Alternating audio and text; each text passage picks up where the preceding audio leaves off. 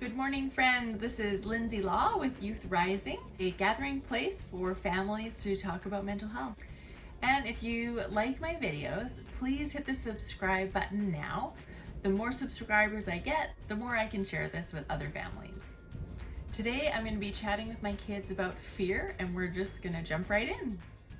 Okay, so fear is a real human emotion that we all experience.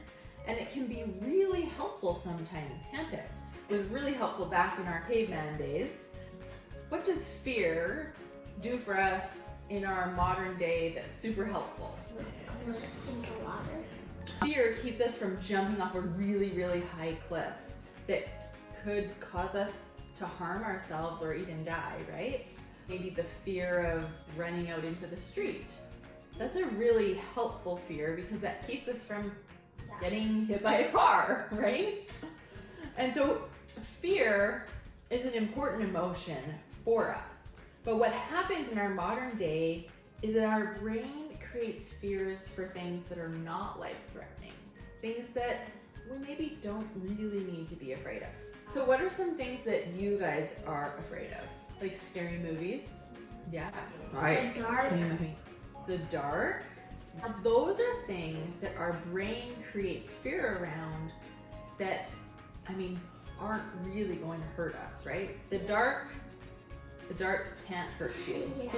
What about going into a group of people and talking to someone? In a safe environment, like at school or a family reunion, having the fear of talking to someone could hold you back from meeting new people and learning things, right?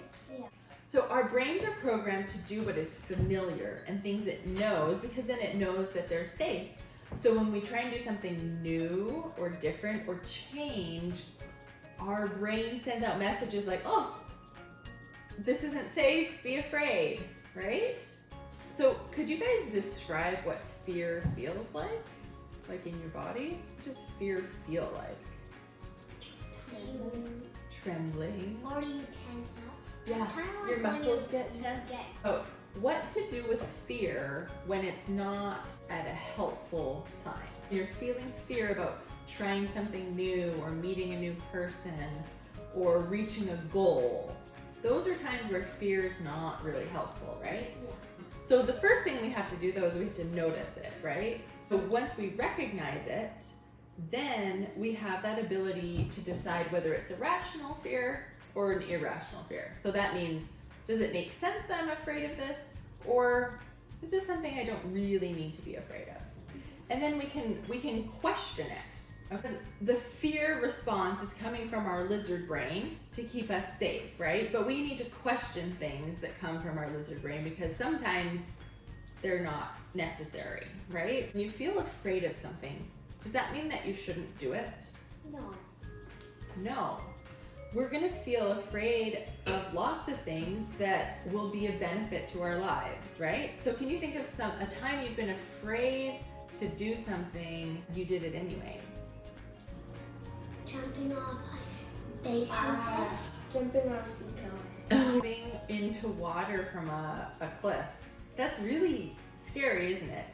You knew it was safe because we tested it out. It's a fun thing to do, right? And so if you let your fear keep you from doing it, you'd miss out on that fun of jumping into the water and feeling that excitement, right?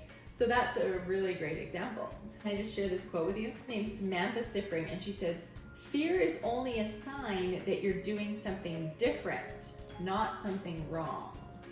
So we need to remember that feeling of fear doesn't mean what we're doing is wrong. It just means that it's different and our brain is kind of freaking out. It's kind of like when everybody was jumping off the woodshed roof onto the trampoline, I was like, the first time I did it, I don't know if I should do it, I don't know if it's safe, and then I just went. And then were you glad that you did it even though you were afraid? Yeah. I'm not afraid anymore. And see, that's what happens is when we try something new, even though we're afraid, we realize that the things that we were afraid of happening aren't going to happen. And so then we have more courage, and then we do it again and again until we're not even afraid anymore at all, right? One time when I was getting my shots, on the first one I started screaming and crying, and then after I had it, I was like, oh, that didn't really hurt. And so I turned the other way, pulled up my sleeve, and she did the other one. Right, so you did it even though you were afraid, and then it turned out that it wasn't as scary as you thought. I want to tell you guys this analogy. Let's say you're in a car, okay? Who's in charge of where the car goes when you're in a car? The driver, right? So she talks about pretending that you're in a car and that you want to make sure that fear is not in the driver's seat. You don't want fear to be controlling what you're doing. That it's okay for fear to come along for the ride. You just want to make sure that fear's in the back seat. It's there, and we know it's along for the ride, and that's okay. I was reading a book for my book club, totally got into it. There was this amazing sentence about fear that I'm going to share with you. Fear does not start to fade until you take the step that you think you can't. I love that statement because it just reinforces this idea of being afraid and doing it anyway. And I think about so many things in my life that I've been afraid to do, but as I take that step forward into the darkness, usually the things that I was afraid were gonna happen don't actually happen, that it works out better than I usually anticipate. So for example, our family a few years ago decided to rent our house out and move into a motorhome for about half a year. And I wasn't sure if I'd love it. We had 5 kids and a baby and, you know, a bit of a cramped space, but I knew that I would never know if I loved it until I tried it. So I like to ask myself questions sometimes. What if it's amazing? What if I love it? This sometimes helps me counteract some of those fear thoughts I have that are holding me back. My brain is looking for all the things that could go wrong, all the things that could be scary. But then if I flip it and say, but what if it's amazing? What if it's super fun? Helping your brain to be able to see the other side of the coin. So get out there and take that step that you think you can't, because I bet you can. The fear will be there in the car with you, but just make sure it's in the passenger seat. Keep going.